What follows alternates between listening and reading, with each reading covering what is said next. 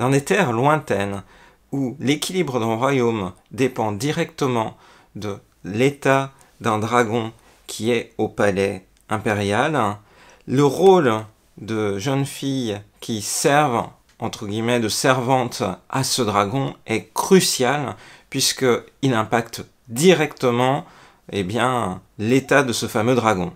Voilà un pitch fantasy pour un titre shoujo manga qui vient de démarrer en France aux éditions Akata et pour lequel j'ai eu un coup de cœur, notamment pour l'univers et la qualité de ses dessins, mais je vais vous en dire plus dans cette chronique.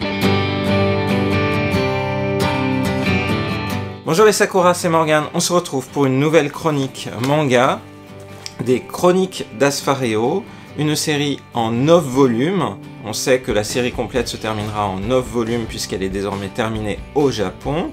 Les Chroniques d'Aspharéo, un titre que j'avais en fait repéré dès 2018 au Japon, puisque dans mes multiples pérégrinations dans les librairies japonaises, je m'étais acheté le tome 1 des Chroniques d'Aspharéo, puisque c'était un titre dont le visuel extérieur m'avait attiré de la même manière que les petits extraits que vous pouvez consulter dans les librairies japonaises me semblaient montrer un titre très bien dessiné et qui semblait vraiment intéressant. Donc là, on est vraiment dans un univers de fantastique, puisque au Japon, il y a beaucoup de shoujo manga qui sont dans ce type d'univers, là où en France on a aussi eu beaucoup l'impression que le shoujo manga c'était forcément dans un collège, dans un lycée, à l'université.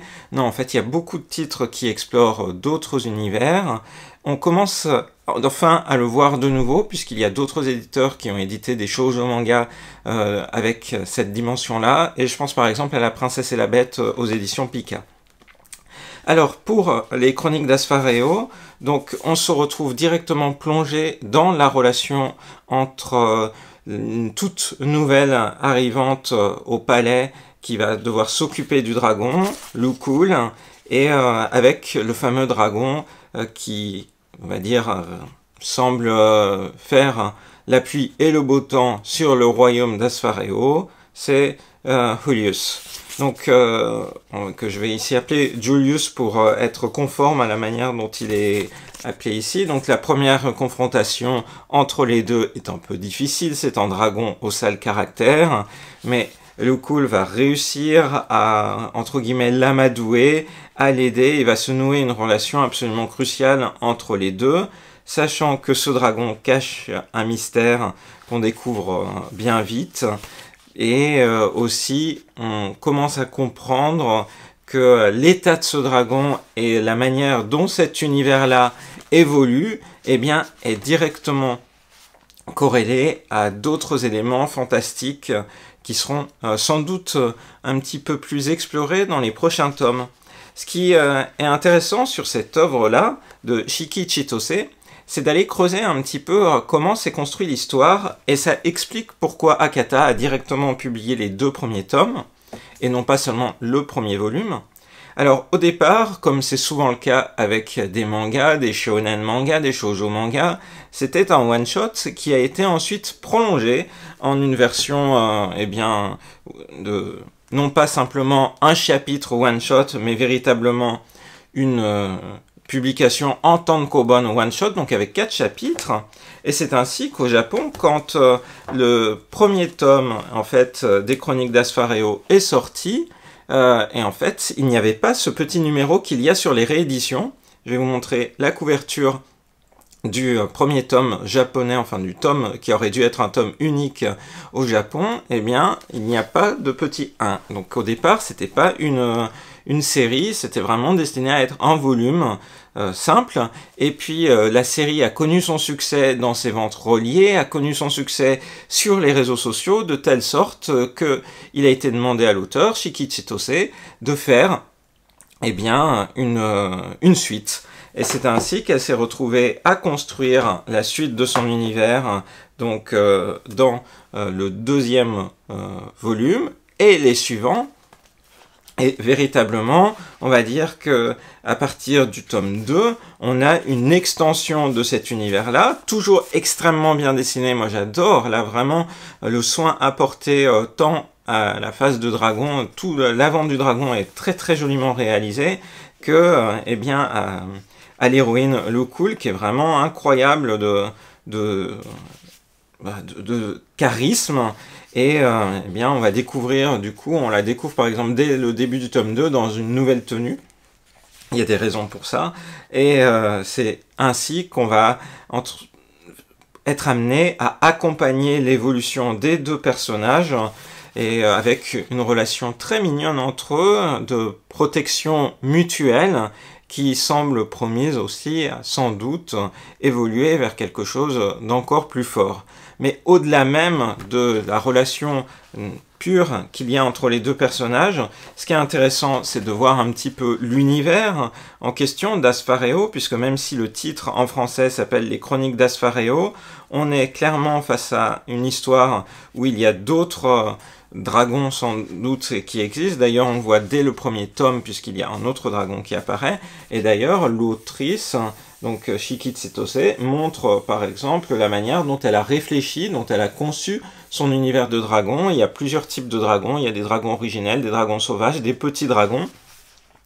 Et puis, c'est la même chose pour l'univers. Asfareo est un pays avec des frontières avec d'autres contrées, et on sent qu'il va y avoir une importance aussi de cette dimension géopolitique dans les Chroniques d'Asfareo. Donc on va dire les tenants et les aboutissants de cette histoire, c'est évidemment la relation entre Lou Cool et Julius, mais aussi la manière dont un pays interagit avec ses pays voisins, dont le bonheur d'un peuple est véritablement dépendant de la manière dont ses souverains gèrent ce pays.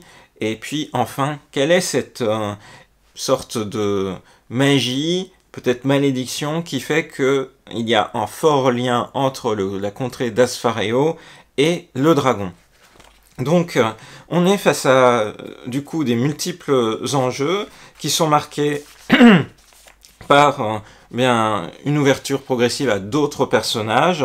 On a donc le fidèle serviteur de Julius qui apparaît directement dans le deuxième chapitre de ce manga-là.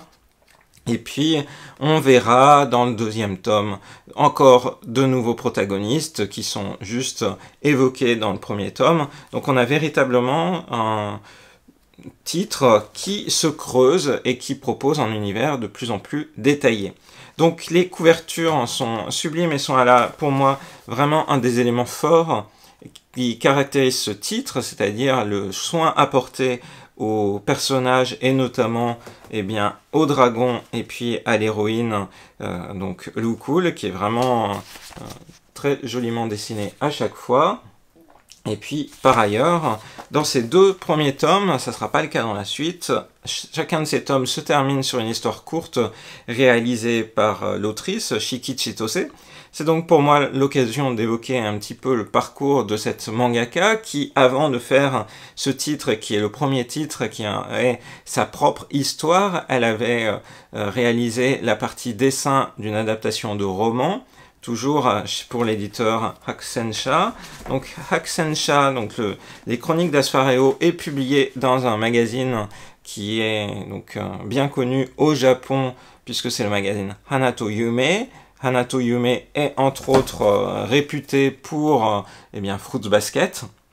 Donc la série a été prépubliée du coup dans Hanato Yume et a progressivement pris tellement de succès que par exemple à la sortie du tome 5 des Chroniques d'Asfareo en version japonaise, il y a carrément eu un drama CD, donc un CD avec des acteurs qui interprètent une histoire inédite des personnages qui était inclus dans le numéro de Hanato Yume correspondant, avec même une couverture dédiée aux Chroniques d'Asfareo. Donc on peut dire c'est vraiment une série qui a vu son succès se mettre en place assez progressivement un one-shot, puis un tankobon unique, puis une série, puis maintenant un univers qui va au-delà, puisqu'en fait, même s'il y a 9 tomes et que cette série est terminée au Japon, eh bien, pour ce qui est du Japon, il y a un spin-off qui a démarré l'année dernière, qui reprend un personnage de cette série-là et qui explore, du coup, un peu plus l'univers d'Asfareo.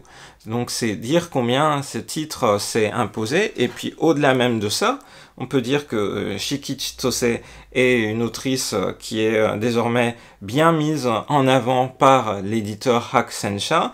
Par exemple, elle a démarré cet été un nouveau titre qui est Kamino Kola no Ligulet, donc un titre qui paraît sur l'application mobile de Hakusensha, donc Manga Park, et qui aussi est tellement, on va dire, important pour eux, qu'il va faire la couverture de ce nouveau magazine, un magazine purement numérique qui est attendu tout début octobre, qui est Shonen Hanato Yume, c'est-à-dire la contrepartie Shonen manga de Hanato Yume, qui est vraiment une nouvelle, un nouveau magazine qui paraîtra seulement en version numérique. Et donc, on voit que ici, eh bien, cette nouvelle série de l'autrice fait carrément la couverture de ce magazine-là. Voilà. Donc, ce que je peux dire pour finir, c'est qu'on a quelqu'un qui croit vraiment dans son univers, dans ses personnages, qui montre aussi par les petites colonnes liées aux impressions des auteurs, des autrices dans les mangas, qu'elle avait vraiment envie d'aller au-delà dans son histoire, dans la manière dont elle présentait son univers.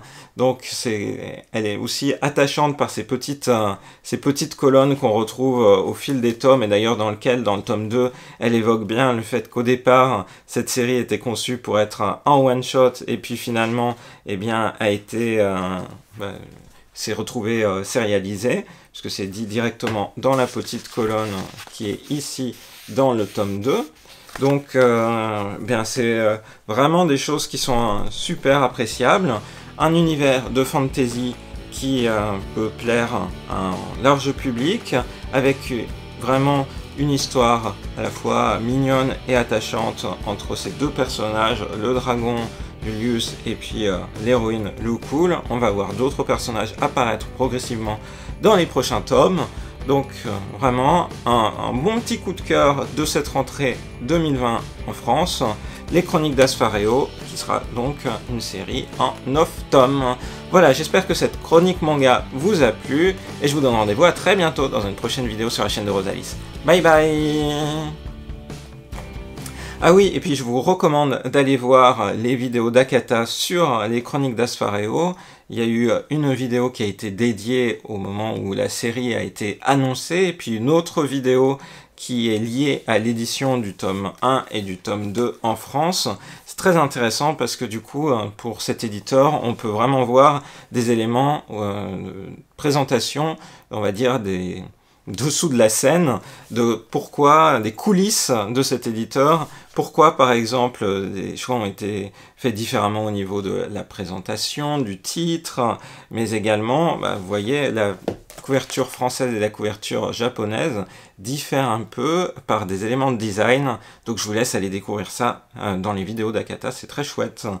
On espère que d'autres éditeurs fassent le même type de vidéo un jour ou l'autre.